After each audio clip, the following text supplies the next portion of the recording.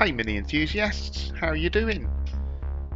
I hope you're all having a great day, and welcome back to another video of the ERA build. We're up to part 19 now, and we're very close to putting the final paint on the car, and all the bodywork and shell will then be finished. So I'm really excited about that, because you kind of work on these shells and do all this bodywork and panel work, and as you can see, as you followed the progress on the ERA build, I don't know how many hours we're up to at the moment, but it's, I guess between the pair of us, it's probably, I don't know, 300 hours, I guess. So kind of seeing the end of that and the paintwork on the car is a bit of a reward really for all the hard work. So fingers crossed, if we've got all the preparation right, it should look absolutely fantastic. So Mark does do a bit of commentary in this as we go through, but there are some big gaps, so I thought I'd just watch the video with you and add a bit of commentary as we go through.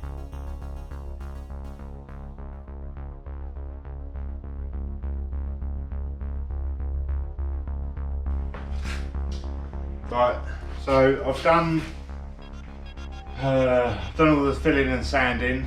Just got a fine fill to do now. I'll just show you what I've done. There's no point. No one wants to see me doing all the filling and sanding. So, right, so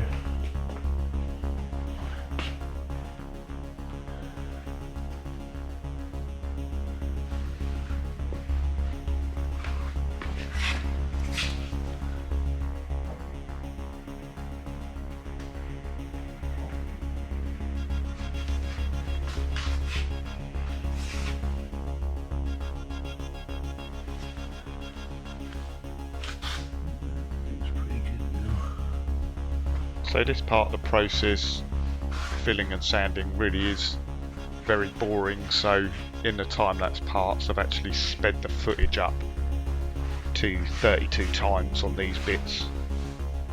a little bit more filler there, a little bit more there, a little bit there.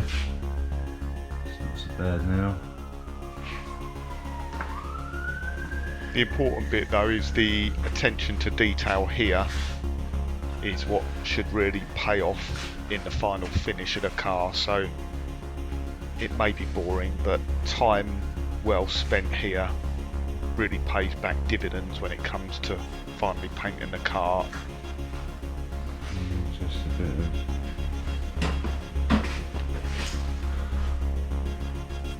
of all the little runs out.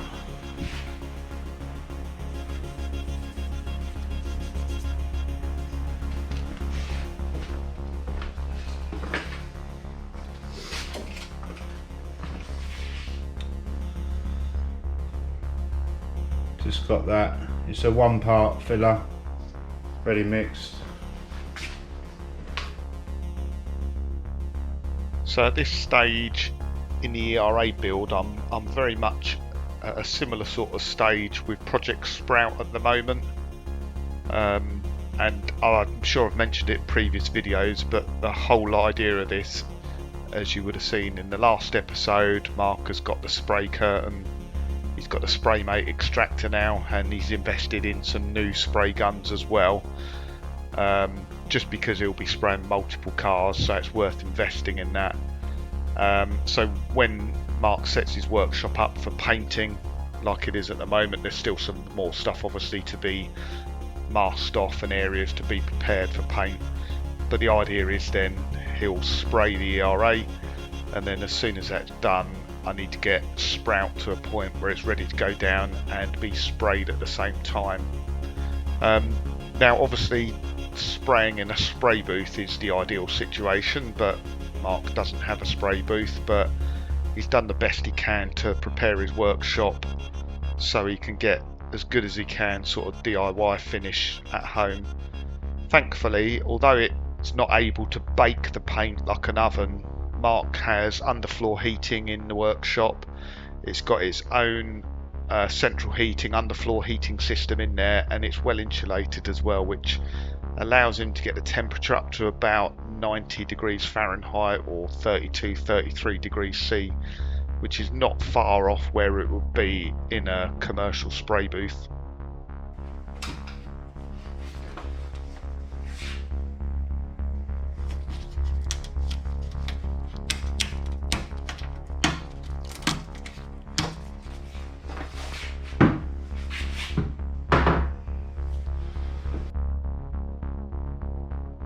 So that's not good rust on an ERA bonnet, and I'm sure if it was a standard bonnet, Mark would probably just replace the bonnet, but being an ERA bonnet, it has the extra holes cut into the back edge of it in the middle to aid engine cooling.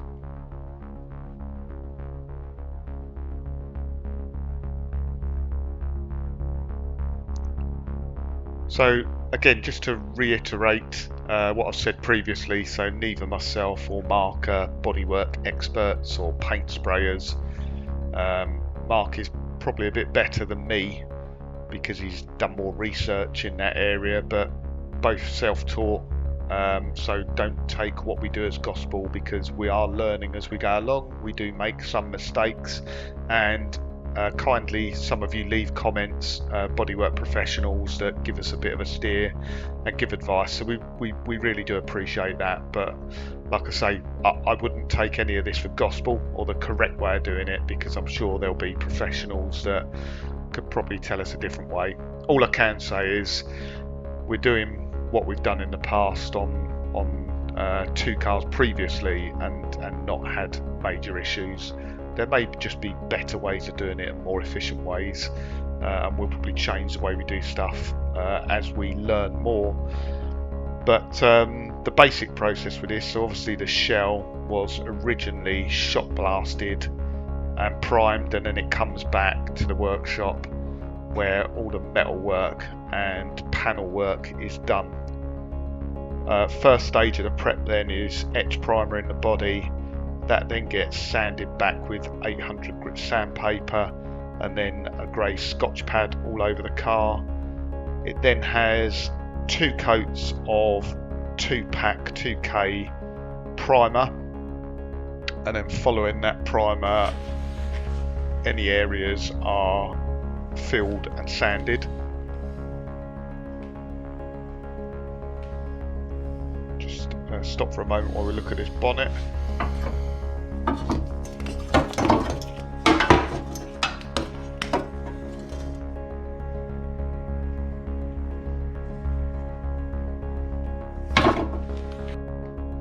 So another 1 to 2 coats of 2-coat primer, and then it will be fine filled. 1 more coat of primer, then 800 grit sandpaper, 600 if it's really rough, then back over it again with 800. Then the Scotch pad, again a grey Scotch pad, and then it has a grip coat of base coat, and then 2 full coats of base coat before 2 to 3 layers of clear coat lacquer, and that's all 2-pack. Obviously between all paint applications and primer, it's rubbed over with a tack cloth, and then between the base coats if required.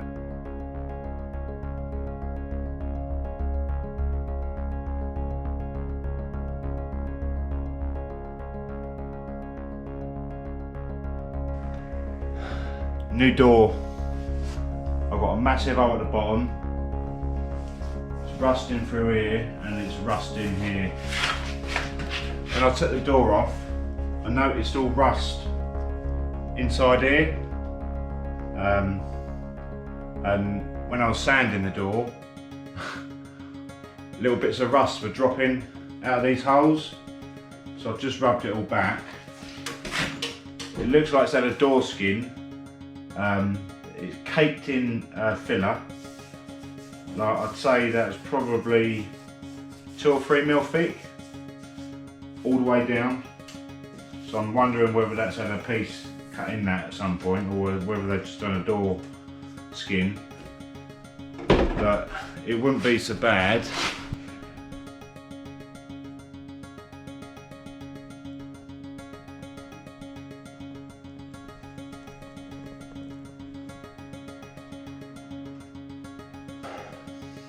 I cannot be bothered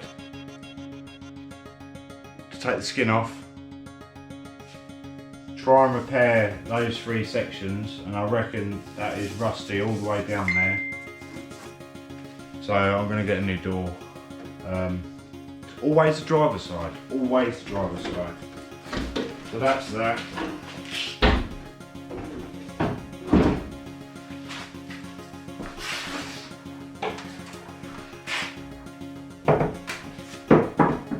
Boot is all good.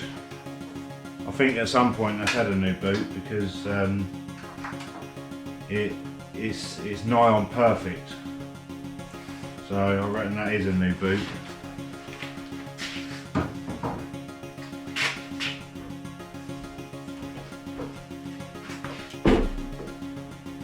That's a new door and all. That's the passenger side.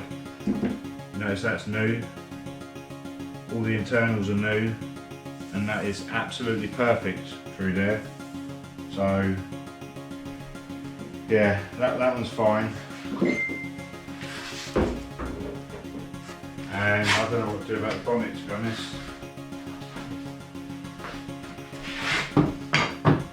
I took the lip off because I know you can buy the lip, but the trouble is, if I try and cut that off, then I've got or me or Keith, we've got to weld that on, and that will distort that. So I'm more than likely going to get another bonnet.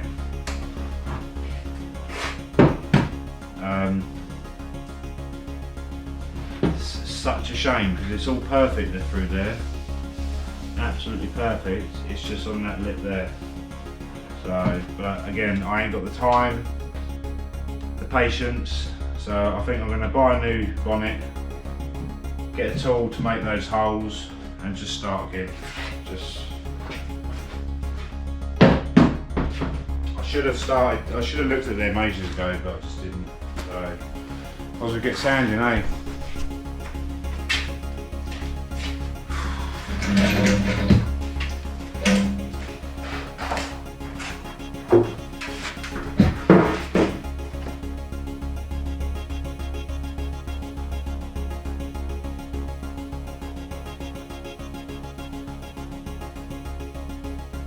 So it's a real shame about the door.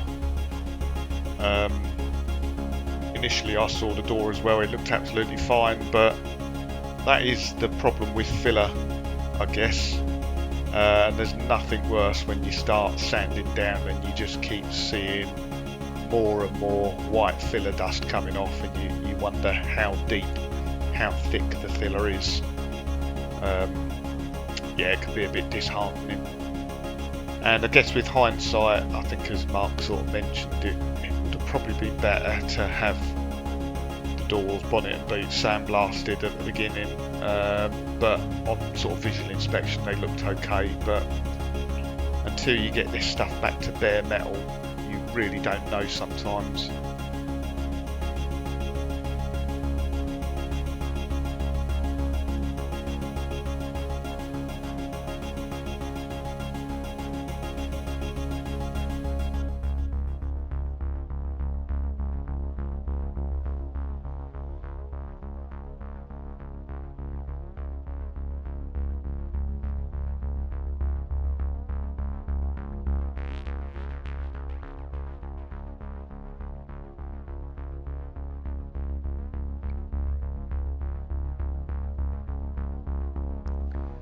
Myself and Mark kind of have it's not a difference of opinion, we do bodywork differently. So I tend to wet sand wherever I can.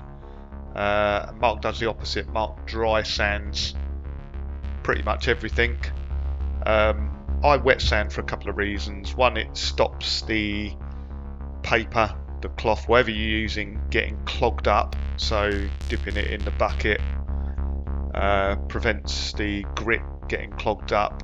It kind of lubricates it as well, so the sandpaper or whatever you're using, wet and dry, lasts longer, and it cuts down the dust.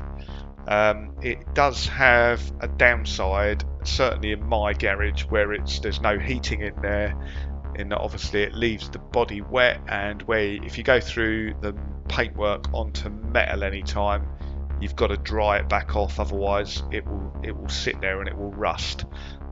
So that is a bit of a problem, and of course where you're wet sanding, it's dripping onto the floor, the concrete's getting damp as well. As I say, you don't have that problem with dry sanding, and if you've got an extractor, so Mark's got an industrial type hoover as well for taking the dust away, that sort of solves that problem of dust getting everywhere.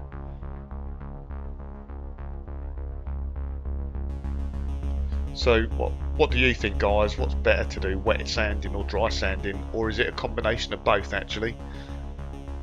Like I say, I'm no expert. So it's the final coat of primer on the car.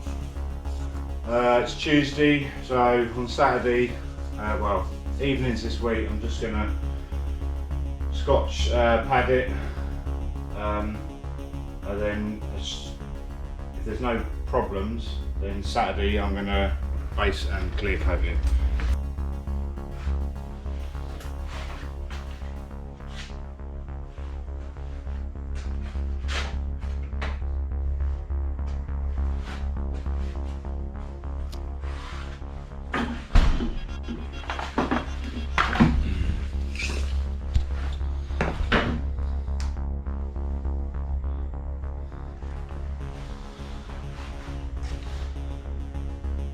So I had some filling to do around here, just where there was so much paint on there, and I found obviously rust through here. So obviously I didn't take all the paint off the roof, so I had to feather that in. It's little bits of sanding I need to do here, fine.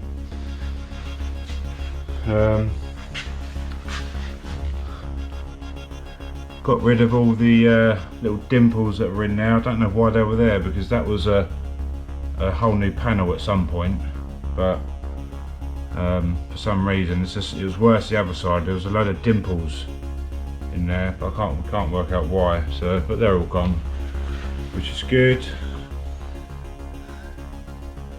There was a repair there.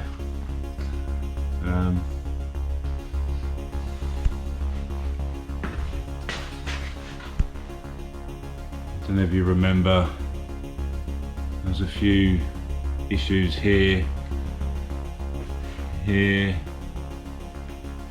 didn't use a lot of filler, only a tiny bit really.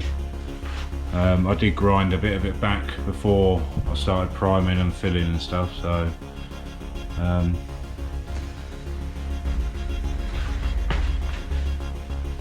same here, it's pretty good now. Yeah, there's a couple of bits and pieces I just need to very fine fill, but I've got all this pretty much perfect now. Obviously the lacquer is going to show up any rubbish bits, but from what I can see I've got most of the bits out, so yeah.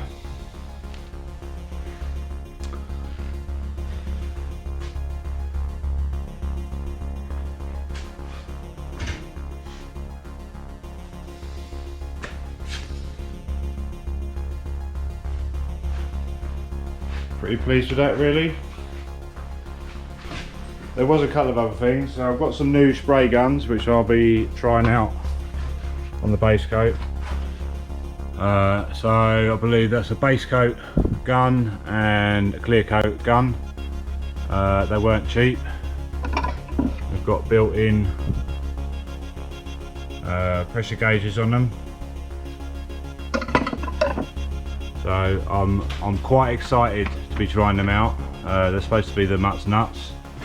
Obviously I've got a Pro Light, GTI Pro Light, and I have to have the pressure gauge on the bottom, which gives me restriction when I'm using it, especially low level. So these bad boys I've invested, so if there's any issues with the paintwork, it's going to be only user error. So yeah, so I'll just give you one last look around the car, because I didn't really do that last time. Just had a little bit of the areas.